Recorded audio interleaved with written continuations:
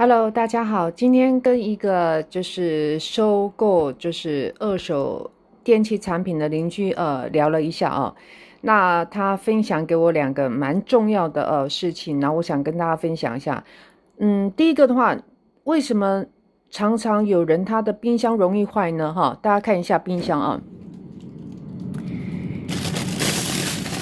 冰箱的话，大家看一下，它这里的话就是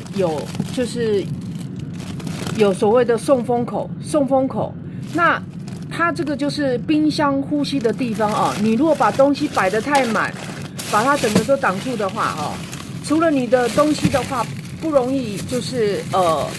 保鲜之外的话，它的冰箱你的冰箱是容易坏掉的，所以呢，就是